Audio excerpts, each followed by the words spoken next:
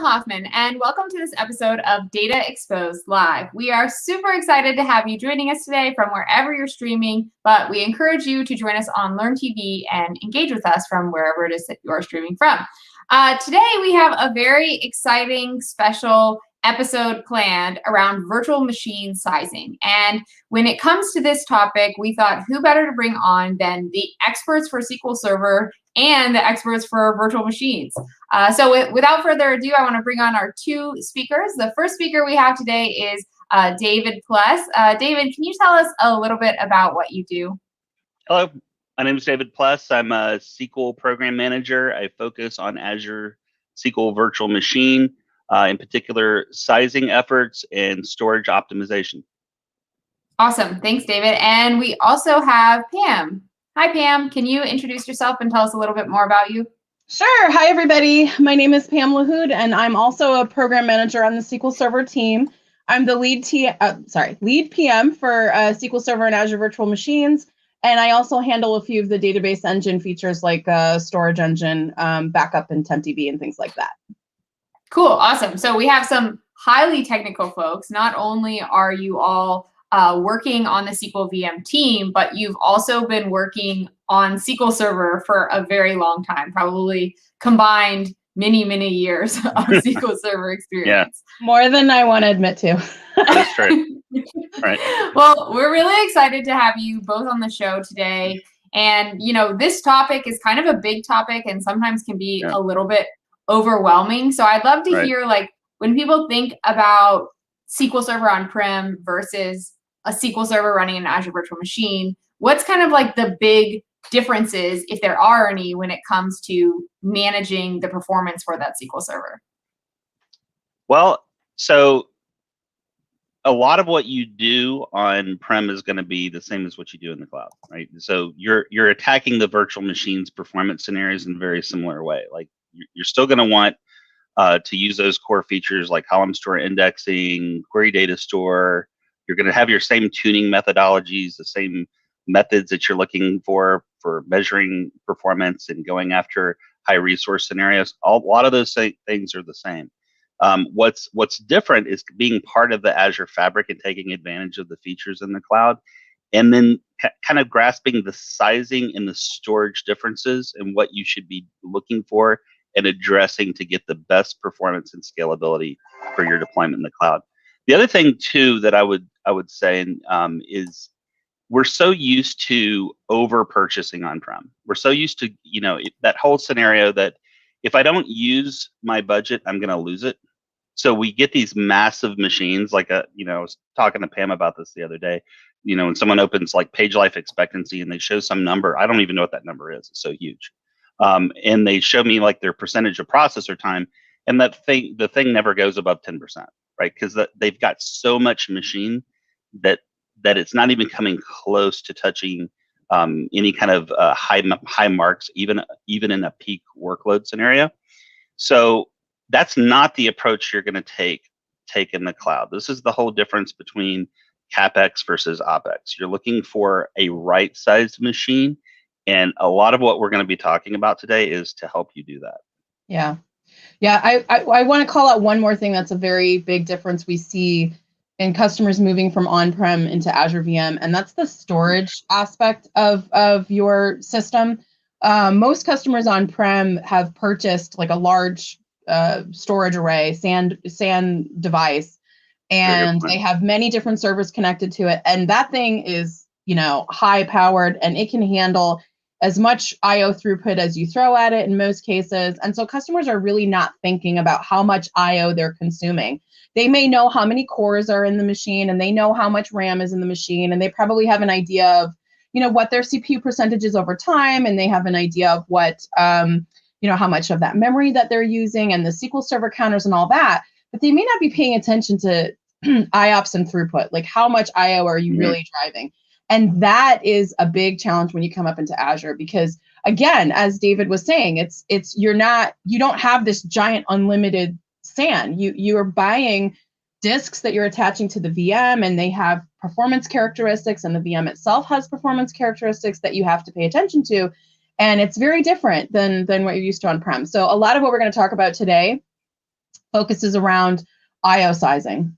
Yeah, that's a really good point because I mean, even working with the cloud solution architects and customers, when we get an escalation, sometimes we'll ask like, so what's your IOP requirement for this particular app? What's your throughput requirement for this scenario?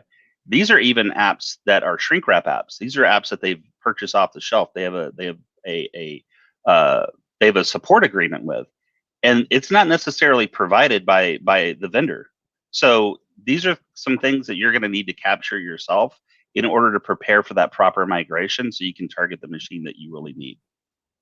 Gotcha. Okay. So it seems like there are quite a few things to consider here. We're going to take it step by step and walk through how to do this properly. Yeah, absolutely. Awesome. Well, and we're looking forward to it. Yeah. So what I'm going to jump into is like the performance guidance for SQL Server, and there's a huge list here. We have an entire mini workshops that covers just part of what's on the slide. So, just kind of keeping in mind again that it's still SQL Server. The things that you do, like setting lock pages in memory, setting your max server memory, following the best practices for like instant file initialization, and using those features like I talked about, like query data store, column store indexing, all of those key things, along with the scripts and the maintenance and the approaches that you take, that all still is going to apply. The key thing here, and this kind of really goes into the point that Pam was bringing up, is IOPS testing is critical. You have to have that. So that is the aspect of right sizing your approach in the cloud. And this is what it's almost like getting as close to the sun as you can, without a performance issue being visible or obvious to the end user experience. That's what we want to avoid, right? And then we'll get into like what terms that we use, like throttling or when we talk about governance and things like that. This is all a matter of reserving those resources as part of the VM or as part of the SQL experience, but making sure that it's not something that the user is having to contend with. We want the user experience to always be solid. Okay. Awesome. So this is really useful, and I think this is probably where you're headed next. But when I go to deploy a VM, there are so many different choices. So Yes. I love y'all's input, and I'm sure our viewers would appreciate kind of understanding exactly this, like how do we size and scale accordingly Absolutely. for our workloads. Yeah, this is probably the most important topic. Now, we want you to have that IOPS and throughput already figured out, because you're gonna need to have an idea of what you're targeting, what your needs are. There's all sorts of different virtual machines out there for all kinds of different workloads. There's dev test, there's burstable, small scale, large scale. There's purposed machines like for like SAP. You'll even see in the description for large database systems, GPU intensive and so forth. The other thing too is the portfolio is constantly growing. Like I've updated this slide several times recently just because a new machine will pop in. But for our purposes, of course, as part of this session, we're focused on SQL Server and data warehouse scenarios, like the 4, 8, 16, 32, and higher core counts. We're looking for really strong mem to core ratios, strong throughput, with the right mix of performance features. Now, I think what is there? There's eight groupings, types, and then we have series. Okay, there's about 380 different virtual machines. So if you were to go out and go look at the pricing calculator, or just go look at a list of sizes, and you're just looking at the VM counts, where do I start? We're gonna make this really easy. Okay, first of all, I'm going to tell you to target the memory optimized for your core enterprise scenarios. Reason for this is you have a large amounts of memory and CPU, high mem to core ratios for strong relational database scenarios. One of the key things is premium disk and cache support. That's a very important concept that we'll get to. And write acceleration that's in particular strong for the M series. Now, in this grouping, there's two new series that are in preview. This is the MS V2 and the MDS V2. It's only on Cascade Lake processors. It's only Gen 2, but it's designed to be kind of a mid-tier in this enterprise range. For these VMs, they have both disk and diskless options for these VMs. Those are perfect for like enterprise level SQL Server workloads. Okay. The next one that I'll mention is the general purpose and confidential computing. Think about like departmental workloads. Like think about compared to the M series, maybe lower user counts, smaller purpose shrink wrap applications. It's good for those departmental scenarios where you're not running those massive warehouse type of workloads or queries, but it does have a fairly respectable mem to core ratio that you're looking for those applications. And an honorable mention here is the storage optimized. I would call this a specialized workload. It's kind of it's a unique position as far as the VMs that we're talking about here. It's very high disk throughput in I/O, really good for like big data ETL scenarios, like your operational data store scenarios or data warehouse processing, where you could recreate the source data from like, let's say an Azure Data Lake and so forth. Why do I say that? Because the core storage for this situation, for this LSV2 series, is ephemeral in nature, meaning that if you have that storage was to get deallocated, it would be recreated and the data on that storage would be lost. So you're doing this because of the extreme high performance of that particular storage, but you've prepared for that. You're targeting this machine for those scenarios that I've mentioned. Pam, anything to add on this? Like we've kind of shrunk this down pretty tight. Anything else that you would like to mention here? Not for this slide. I think this is a good segue into some of the other topics that we want to Perfect. cover. Perfect. Okay, so let's talk naming conventions really quick. So you may see some of these VMs like that I had on the previous slide, like EDS v4, DAS v, like what is this? Actually, there's rhyme and reason around this. Really, the name is the family plus the subfamily. We're telling you the number of cores that it has, some of the key features plus the version. What we're going to really tell you to pay attention to for SQL are these four. Okay. Do you have a local ephemeral disk present? Do you have a high-end memory scenario? Is it premium storage capable? I tend to look for MS. MS is like when I'm looking at a machine. MS is the key one there, especially for the M series. And is it isolated? Like you may have that scenario for certain security based situations, high security environments. So here's just an example, the E80 IDS v4. So it's E family. I have 80 cores. It's isolated. The local temp is present, and it's premium storage capable. Perfect. Tells me right up front what's going on. Here's another one, and this is like, again, that M series that I keep bringing up. The M128 MS, okay? Memory intensive and premium storage capable. And then here's a very important concept here that I definitely want everyone to understand is what we call constrained cores. And you'll see this dash some number. It's going to be a half or the quarter of the parent VM. This is specifically for a licensing scenario. So in this case, I have an M128. That's the parent VM. Dash 16, those are the cores visible to the VM that you're licensing for, particular for SQL Server. Okay, so let's talk about that. Optimizing for SQL Server licensing costs. Okay, so now this is only available for the memory optimized virtual machine sizes, and it's perfect for SQL scenarios. So database workloads like SQL Server needs high memory storage and I/O bandwidth, but we don't necessarily need all that processing.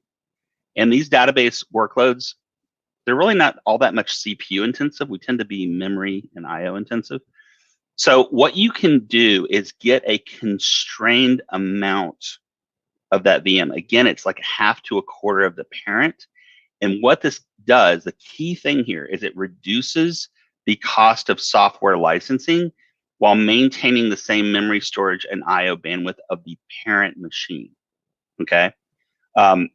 So now one thing to be aware of here is the benefit is from a SQL Server licensing perspective. You're still paying the same compute costs and Windows licensing costs of the parent VM.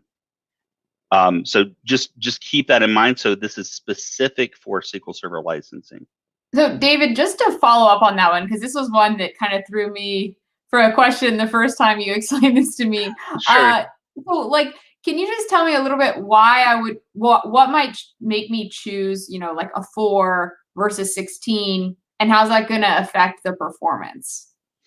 Yeah, it's a really good question. So you would have a good idea when you're coming from on-prem whether you're CPU bound or not. Normally speaking, in most of the scenarios that I've seen, most of the time you're either IO bound or memory bound. Now you could be. Now if you're CPU bound, that would definitely be something I would want to test. The other thing too to keep in mind is it's really easy to compare memory between on-prem and the cloud, or anytime when you're comparing even machines on-prem. But it is not so easy to compare processors. So because of hyper-threading, just different processor architectures, virtualization stacks, the pressure on the host, if you're looking for something, comparing to something that you're doing on-prem to the cloud, you never want to compare core to core because it's not apples to apple comparison. However, that being said, if you're seeing CPU pressure, I'm definitely gonna want to test before I choose a lower core count. Like the example that you gave is a really good one, like 4 versus the parent 16. If I'm CPU bound, I'm definitely going to test before I rush into deployment. Now, that being said, let me say this really quick. I like the way you're positioning that, because I'm going to tell you that it is really important to get on the table. Okay, now what do I mean by that? When you have, let's say, an M series, okay, and you go into the documentation, actually, if y'all don't mind, so if someone could drop the M series documentation down into the link so everyone can see what I'm referring to here. And actually, it's kind of like what you see on the screen a little bit. When you get to a position on the table, your ability to scale up and down is going up and down the table. So Anna's question is really good. It's like, so what if I have some pressure and I need to move up for whatever reason, whether it's CPU, memory, or IO? I can essentially scale up to those needs and scale down as as my needs change. It could be end of quarter processing. It could be for any kind of seasonal scenario. So that is one thing that is really important. Your storage stays the same, but you're able to change that compute as you need. Gotcha. No, that definitely helps. Yeah. And it's good to know that, even if I size this wrong, maybe it's better to size wrong on the high side and then scale down once I've done some testing. Yeah. Right. Good point. I'd love to add something specifically about the constrained cores as well. The important thing, the reason why we have the constrained cores is that if you need a large amount of memory and you need a large amount of IO throughput in Azure, it goes in lockstep with the core count. The higher the core count is, the more memory and the more IO you get. But for SQL Server workloads, like we were saying before, a lot of times your core count may be low, especially for your on-prem systems. On-prem SQL Server systems tend to have lower core counts, but tremendously high IO throughput and a large amount of memory. That combination is not common in Azure. So in order to get that, that's where the constrained cores come in. Because the thing with the constrained cores is that M128-16 that David was talking about, that has the memory and the throughput of the M128, which is huge. But if you don't need 128 cores, if your SQL Server only has 16 cores and you're fine with 16 cores, you don't want to license SQL Server for 128 cores because SQL Server core-based licensing is incredibly expensive. So by going for only 16 cores in your VM, you get that high memory, you get that high IO throughput, but you don't have to license all those cores for SQL Server. And so what this means in these constrained core VMs, inside the guest machine, you will not see 128 cores. If you're using one of these constrained core VMs, you will see the constrained number. SQL Server will only be able to use those 16 cores, but it'll be able to use all the memory and all the IO. So that's where these come into play, is you only need 16 cores, but you need, say, 2 terabytes of RAM or something like that. That's where you get into these constrained core sizes. Yeah. To Pam's point, the only thing that changes is this right here. Is the number of vCores. Yep. Gotcha. Very Cool. That good. was helpful. Thank you all. I think our viewers will find that helpful as well. Very good. So what is this, like with the constrained cores in mind, what does this really boil down to? Now we're talking like these are you're going to production SQL Server machines. Again, memory optimize, the memory optimized series, the DSV2 series 11 to 15. This has got the same memory and disk configuration as the D series. The key thing here is a mem to core ratio of 7 across virtual machines. Now we'll tell you that we target 8. That's where we want to be, but this makes it good for a departmental scenario. It has premium storage and premium storage caching. The constrained cores are available for everything in the VM set, and the top end of these machines has accelerated networking support, which is really important. Pam and I both like, and Pam, this is like increasingly so, right? The EDS v4 from our experience and the customer experience. These VMs have a large local solid state drive capacity, strong local disk support, plenty of RAM, consistent core to memory of 1 to 8 across these machines. It's perfect for your standard SQL Server workloads. It has premium storage caching. The constrained core sizes are available for the higher end 64 and 80 core options. And above 4 cores, it has accelerated networking support as well. So it's a really solid machine. The M and the asterisk here is that we're talking multiple M flavors. The M series, the MV2 series, and those 2 new ones that are in preview, the middle, the medium memory scenarios. These are high core counts and a lot of mem to core ratios across the board. The standard M64, for example, has a 28 mem to core ratio. Okay, if you see here, we have core to memory ratios of 1 to 30 without constrained cores, 1 to 122 with constrained cores for these across the M series. That is really powerful. So what we're talking about is mission critical data warehouse level virtual machine options. And it's really straightforward what we're talking about for your key SQL Server workloads. Awesome. Okay. This is really helpful. I especially like how you added the tags of, this is better for entry level versus all purpose versus, mission critical, really high throughput and that sort of thing workloads. Yeah, and what's really nice about this is as you kind of go through the series and get an idea of what you're looking at, and again, position yourself in the table based on what you're obtaining on-prem for what your needs are. What are you pushing on from a resource perspective? What are your weight statistics saying, for example? And where does it hurt? Then you can kind of target the machine in the scenario that you have for best performance. And if you're in the Azure portal, you can also take a really good look at what you're seeing there as well. So let me show you an example. Okay. And what I'm going to do is, like in the Azure portal, to get here, all you have to do is go to compute, go to your virtual machine, and what we're going to look at is we're going to look at some sizing scenarios, and I want it to be really clear how you can kind of get a really good grasp of what you have available for yourself here. So all you need to do is say all sizes.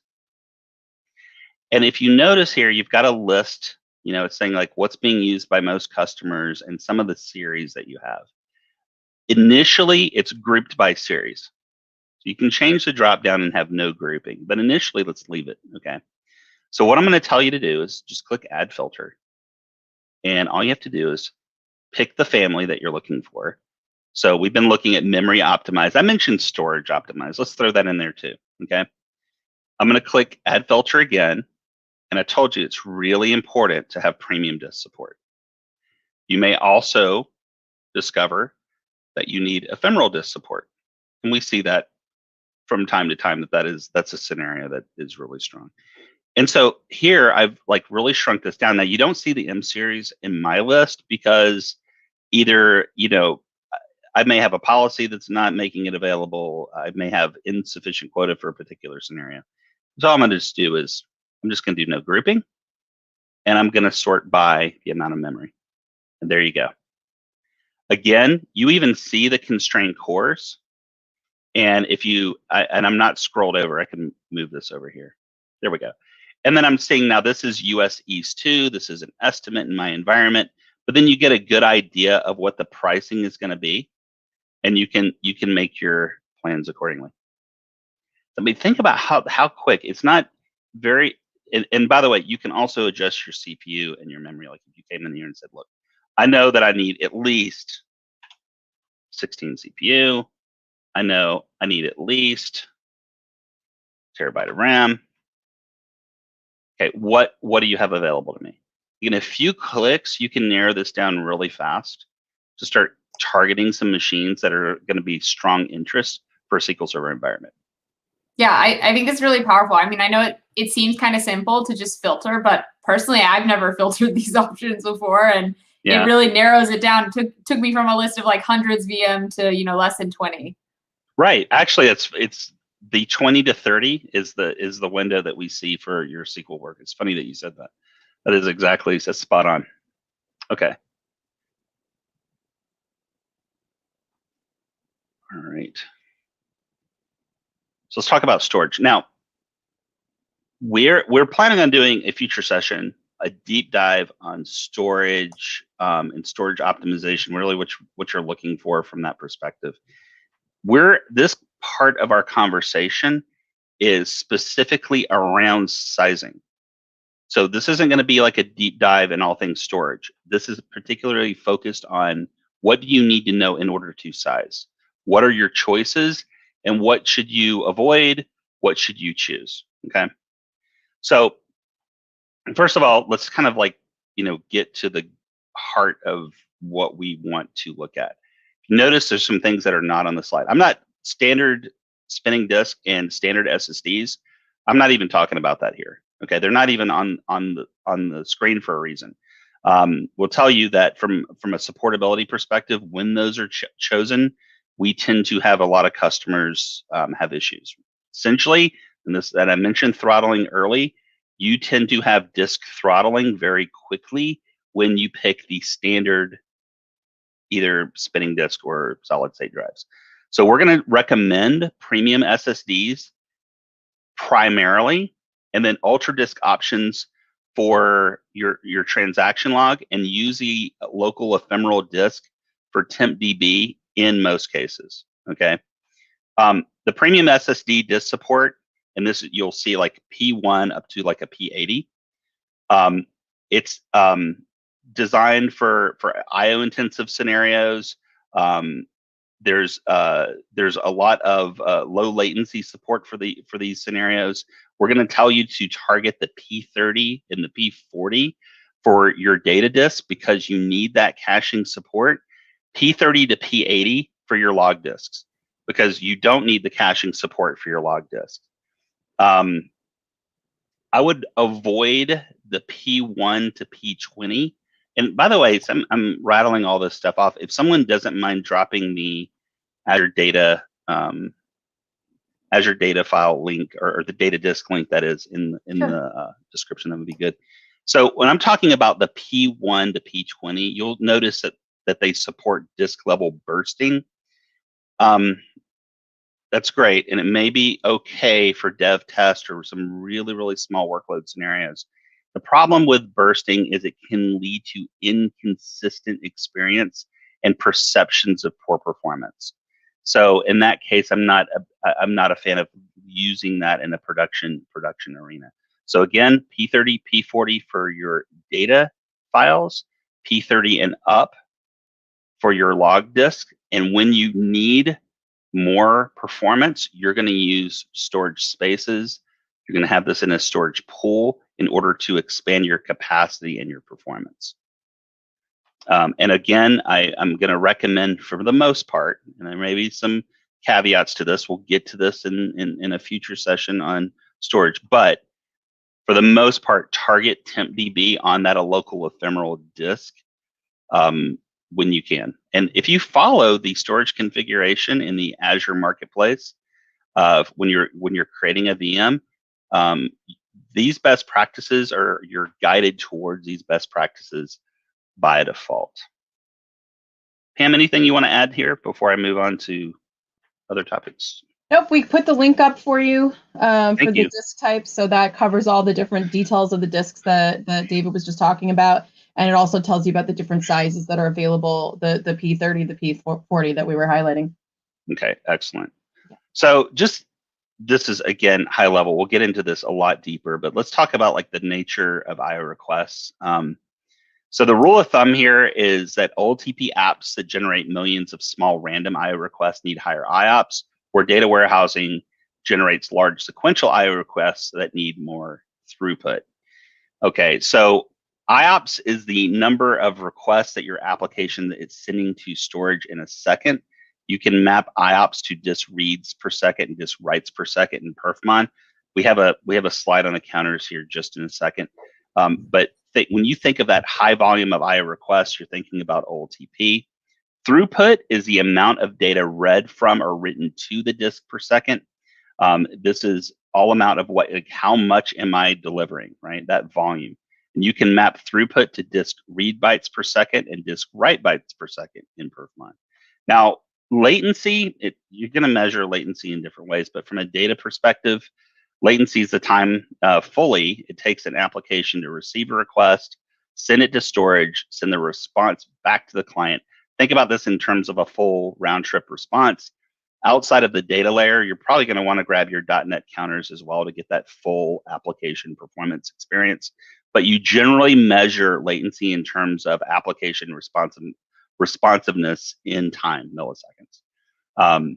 Now, that being said, these are the core performance counters to measure application performance end to end. What we led with and what Pam discussed early on is this, it just could not be more important. Your IO and throughput, you've got to get that in order to properly size.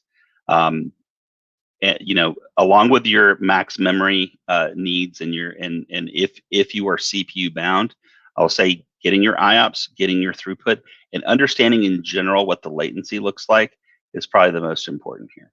Yeah, and these counters, these are super basic. I mean, if you were doing a full performance analysis, you would be collecting a whole bunch more counters.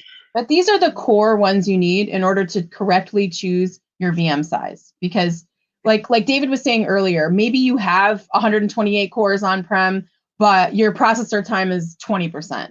Don't buy 128 cores when you come to Azure. Go smaller, right? So that'll help you. The memory will help you, but the IOPS, the throughput, and the latency, that is key for you to choose not only the right VM size, but also the right type of storage, whether you're going premium or ultra, and also ultimately how many disks do you need to buy? Because what David's going to segue into next is how do we do the sizing, not just for the quantity of disk you need. In other words, I need 4 terabytes of storage, but the IOPS and throughput that you need is also driven by which disks you choose.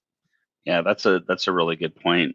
Yeah, let's move over there because that really gets into like storage spaces and the storage configuration. And without storage spaces, I'm going and looking for a bigger and bigger disk, and the price is kind of exponential in that regard. So you can actually look at a scenario where you're moving like from a P60 up to the P80, and remember, you may see in the link that was shared, beyond 4 terabytes, caching support is not there. This is why we recommend the P30 and the P40 for your data files.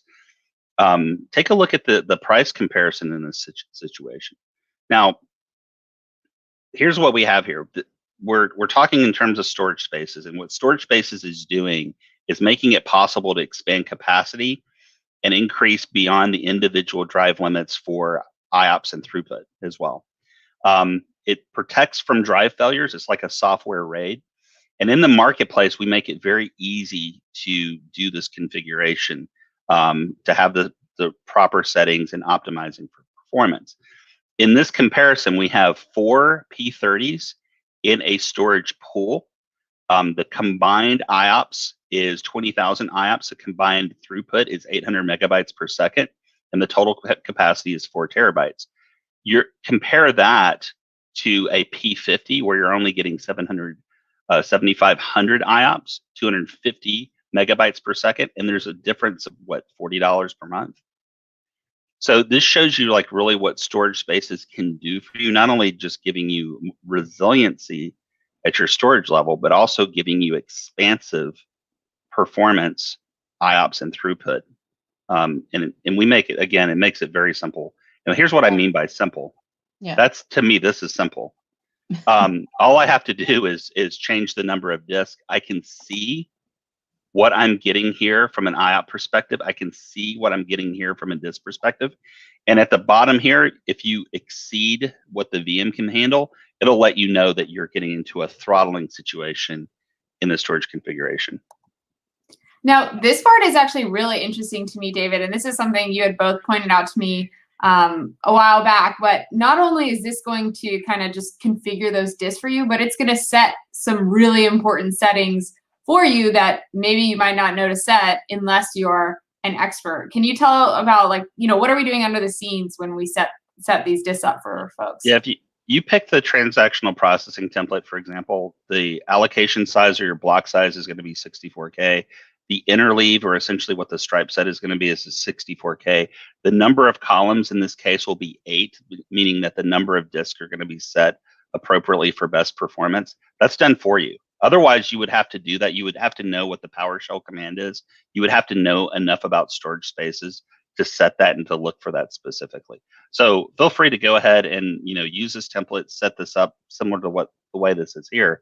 And go check, go on the machine and check your interleave, your block size, check the number of columns on the OS, and you'll see that it's optimized for your experience. And also notice here at the bottom, your TempDB is targeted to that ephemeral disk by default. You can of course change it if you see fit. Yeah, one thing that's pretty cool. The best practices are built in. Sorry, Pam, go ahead. Best practices are built in. Yeah. One thing I wanted to point out is that it's general rule of thumb when you're putting together storage in Azure that a large number of smaller drives is going to be more cost effective than one single large drive. Yes. And what storage spaces allows you to do is to boost that IO throughput by putting those together. Now, the thing I mainly wanted to point out is that these are managed disks in Azure, which means that all the redundancy you need is built into the managed disk service itself.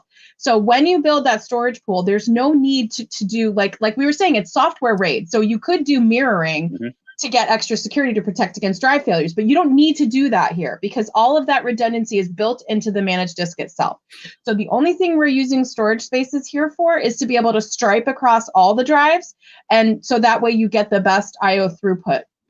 So that's where that column count comes in. You want to make sure that the column count matches the number of drives, and that means we're striping across all the drives evenly. We're not using any mirroring or parity. We're just doing a straight, simple stripe set, and that's going to give us the best performance we can get. So right. That's one of the reasons that storage config is important, is because you don't need to know any of that. You just say how many drives do I want, how much IO and throughput am I going to get, and we'll do all that configuration for you. Right. Awesome. We did get one question in. I'm just going to toss it up on the screen. It's from Rao. He says, the D drive TempDB 2300 only IOPS. Any insights on what Rao might be asking about? I think so depending on the VM size, the local ephemeral drive will have different capacity. So this is one of the reasons why we were saying that EDS v4 series is great, because the EDS v4 series has an enormous amount of local throughput. So I think it's the EDS 64 v4 has, these are the M series ones that you've got on the screen here. But there you go. So what David's showing here in the documentation is the maxed cache and temp storage throughput. This is how much the temp storage is where that ephemeral drive is. So that's the cache size, and then there's a temp storage size. If you can, 2 columns to the left of where you're highlighting, David, is the temp storage size. So that'll show you what the size of that local drive is. And then the cached temp storage throughput, that will tell you how much throughput you have against that local drive. And that's also combined with the cache, because and David's going to talk more about this, the cache also uses that same local drive in the host. So it depends on which VM size you choose. So the different VM sizes will give you a different capacity for that local drive. So if you stick to the series that we were recommending, those will have generally a high I/O throughput against the local drive and also decently high capacity. Yep. So he said he selected E3216DSV4. Yeah. So his might, I don't know what the specs are for that off the top of my head, but that may have different. E32DS. Yeah, that would be this guy here. Oh, so yeah. And if you say, you see it, that's actually got a pretty decent throughput, but it's only got 1.2 terabytes. But still, that should actually be pretty decent, I would say, for local throughput.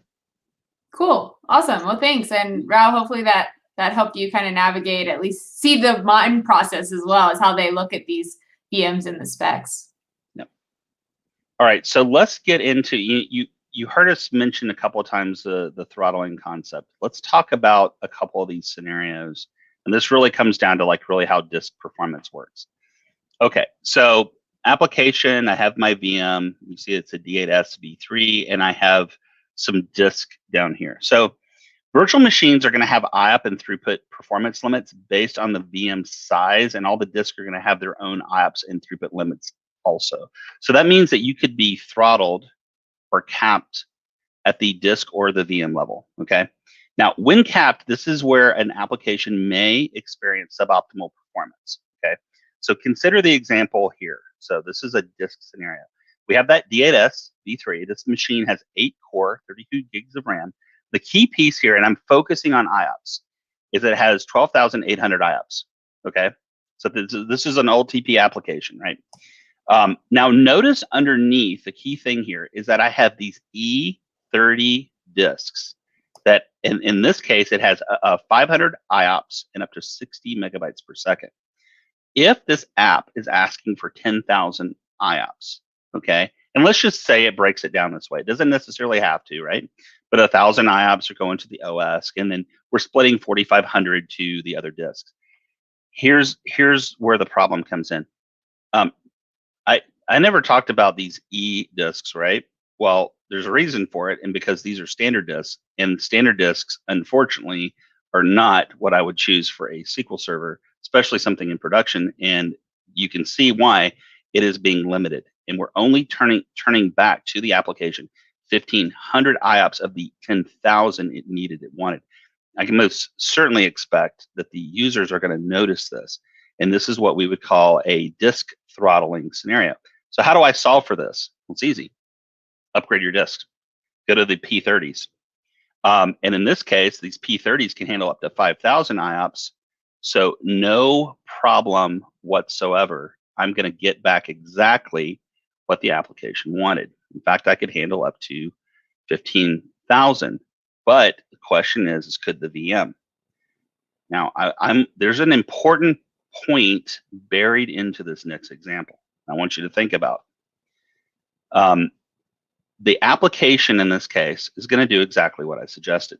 It's saying, hey, we had a pretty good year. Our service is fantastic. Our customers want more, and they're using more. So we've gone from 10,000 IOPS to 15,000 IOPS because business is good. Still have my D8S V3. And in this case, I'm breaking it down by 5,000 IOPS OS into my 2 data disks. And now I'm returning back that 15,000. The problem is this time is the VM could only support 12,800. Now here's a question that I'm going to ask y'all. Is that enough throttling for me to decide I need a bigger VM? This again, I'm going to go back to the point that we made almost 45 minutes ago, I guess. This is CapEx versus OpEx. If the users are not seeing this as a problem, this may be fantastic. In fact, my organization may say, you know what? This is exactly the best use, a great use of an Azure Virtual Machine, giving the business exactly what it needs without us having to spend more than is necessary. My point is not all throttling is bad. Does it affect the user experience? And that's key. So we have these conversations all the time. A DBA, what is a DBA going to do when stuff moves to the cloud? They're always going to be tuning. And I would say even more so in the cloud, because this is an operational scenario. You're tuning, you're always tuning, always looking for the best value. To me, if the user is not experiencing a problem here, this is a great value scenario. Okay. All right. So any questions there? I mean, I spent a little time on that slide, more than I normally do, but I think it's an important point. Any questions? Any other things, Pam? Or I just typed in the chat, ABT, always be tuning. Yeah, always be tuning. I'm gonna change my name. Always be tuning. So I had this VM pressure scenario. How do I get around that? Now, we've been talking about uncached IOPS and throughput this whole time. There's a complete separate bucket, and this Pam touched on this when she was talking about TempDB. TempDB is in this bucket too. If you can see, cached and temp storage throughput, and then the cache size. Okay, for that D8S v3 that we've been looking at, okay, this cached scenario for my data files is not available to me unless I've either specifically enabled read-only caching for my data files, or I have followed the storage configuration in the Azure Marketplace to make sure that I'm following best practices. So if you have not done that, and I can tell you, Pam and we've both seen it, where we've had scenarios where customers roll their own own environment, they haven't checked, and they're just not getting that cache support. Like you can get like up to 30% or more benefit from having caching enabled. So how do you do that? Again, in a future session, we're going to get really deep on this, but how do you do that? Like in a screenshot, you go to in your VM, go to disks, and what you want to be looking for is to make sure your data files are set to read only. In fact, read only is the only thing you're ever going to do, and it's only going to be for your data files. Never change the log files. Just put it to none, okay? Definitely don't do read write, because that could lead to corruption. Set it to log files should be none, data files read only. If you happen to put TempDB on something other than the D drive, then perhaps read only for that as well. But read only for your data files, none for your log files, and I don't recommend messing with the host caching for the OS. Okay.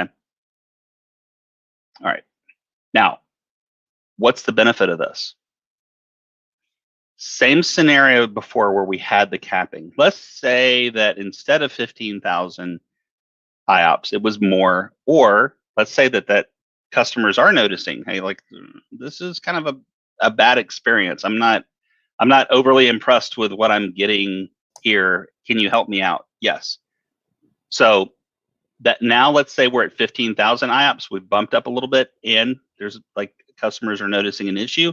We have enabled caching like we had in the previous slide.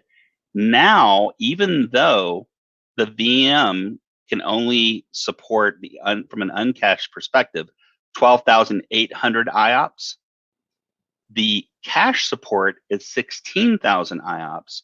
So we are able to handle this scenario and return back to the application the full 15,000 IOPS requested. We have no VM or disk capping at all.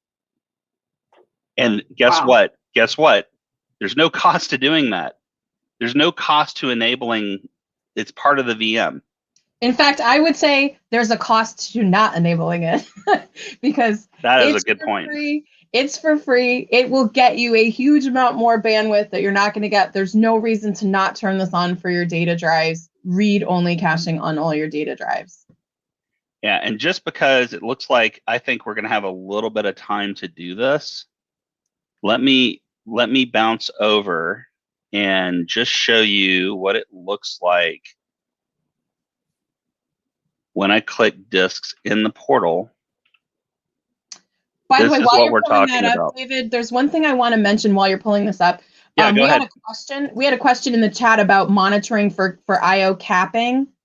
And so I dropped in what's the best way to monitor throttling? And so I dropped into our chat here. I don't know if you guys can surface that link to the storage IO utilization metrics. We do have metrics in Azure to measure your IO throttling at both the disk level and the VM level. And so you can use Azure Monitor to set up those metrics if you want to. You can configure alerts if you like. I would give the caveat here that remember, if you hit 100% consumed bandwidth, it doesn't necessarily mean it's a big performance problem.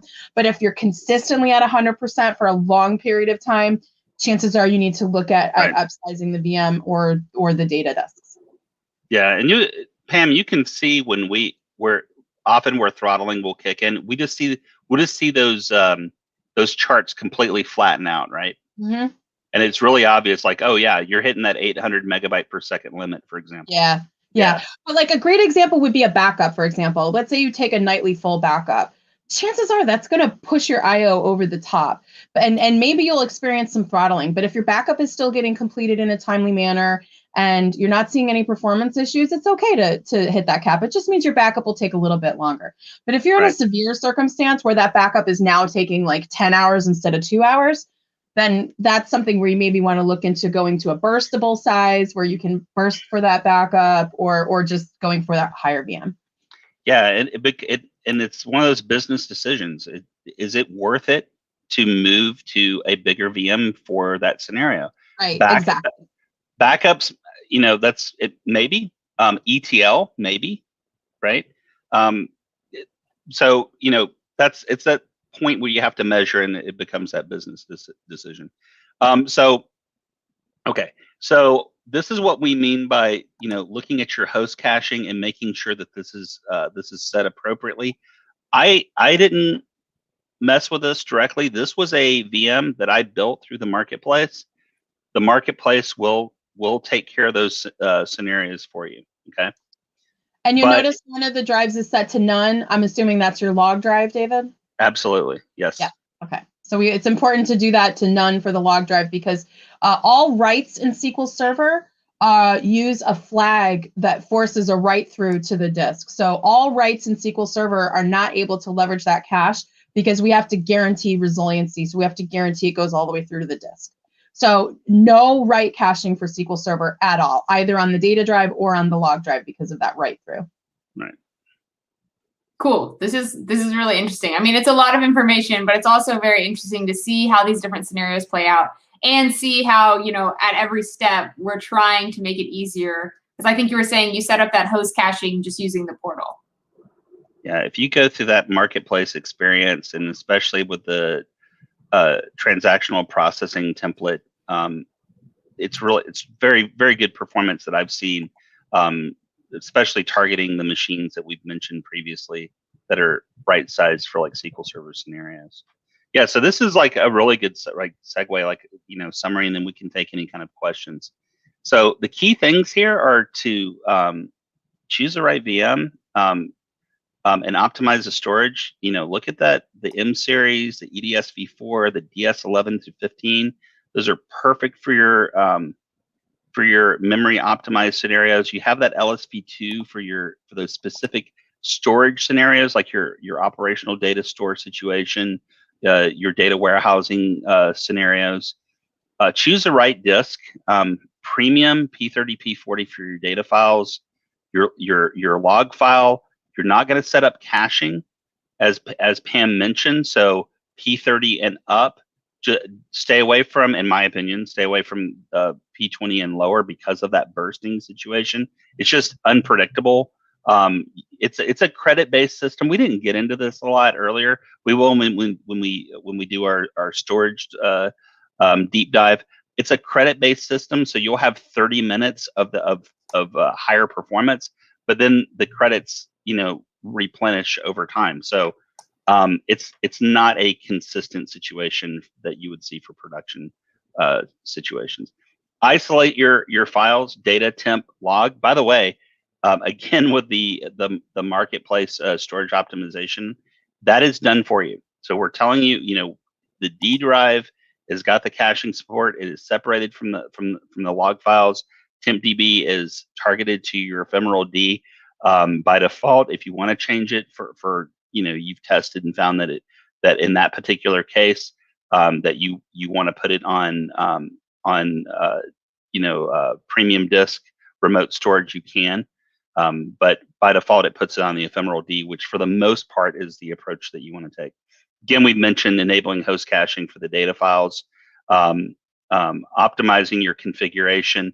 When you need to take your a manual approach or you're building it your own outside of the template, make sure that you're looking for your block size, you're looking at the interleave, you're looking at the number of columns that Pam mentioned before. We do that for you in the marketplace templates, but if you're doing it on your own, you definitely want to check that. Again, I mentioned leveraging the D drive, the ephemeral disk. Write acceleration, we'll get to more on that when we do our storage delivery, but I'll say this is that on the M series, write acceleration is really good for your log files. I would say it's a better scenario than choosing Ultra Disk in that if you're on that M series, and it's perfect for those scenarios where if you're getting a lot of write log waits, or you just happen to be putting a lot of pressure on the log because of replication, of change data capture. Maybe there's a lot of pressure from multiple uses on top of, like, let's say, always on availability groups and so forth. So Write Accelerator can help you in that regard. And of course, as Pam mentioned, leverage Azure Monitor, leverage Azure Metrics. It's awesome being in the cloud and being able to take advantage of what's in the Azure Fabric to just improve your overall experience, right? Including Azure Security Center and Azure Advisor and all those other wonderful things that you get just because you're in Azure. That's actually a great segue into a question that we got in the chat, which Sure. I thought was really interesting. And it was, I know Microsoft has to push Azure, but can I get an honest opinion on which is preferred, on-prem versus cloud? I really think that, I mean, it's kind of an existential question for us, but what you touched on there, David, things like Security Center, things like the storage configuration, things like Azure Monitor, and we've got a whole host of new features. One thing we didn't talk about today was the SQL IaaS agent extension, which is the value add that you get from running SQL Server in Azure. There are some great features in there as well, and more coming. We're innovating constantly and adding new features that we're bundling into the service for free. Some of them are additional cost, but some of them just come for free. And so there's value add to running in the cloud. There's definitely reasons to stay on-prem too. And David keeps kind of throwing out this CapEx versus OpEx. It's really a different way to look at spending as well. Mm-hmm. But we're finding for customers who can actually turn off a data center, in other words, they can take an entire data center and move it into the cloud, they're actually finding it quite cost effective, ROI wise to run in the cloud. If you have 1 foot in on-prem and 1 foot in the cloud, the value proposition may not be as high, but there is definitely some value add to running in the cloud. And so it's a decision that every business kind of has to make on their own. But we know how to run SQL Server because we've been building SQL Server for over 20 years. So the things that we're doing in Azure, we're directly targeting how a DBA, what sort of features would a DBA need to successfully run SQL Server on the cloud? So that's kind of the benefit you get of running in Azure. And part of that Azure Fabric too, on top of everything that you mentioned, is the machine learning and analytics on your own data store, like to be able to tell you, like, hey, we're seeing a potential vulnerability, or hey, this looks like a SQL injection attack. This looks like a risk to your environment. That kind of stuff is being surfaced to you via Security Center, via Advisor. I don't know of anything like that on-prem. So just part of that, just the fabric of this hosted Azure environment, you're getting benefits from there as well. So if you're not familiar with like kind of those capabilities in the cloud that when you're comparing it to on-prem, some of those you kind of miss.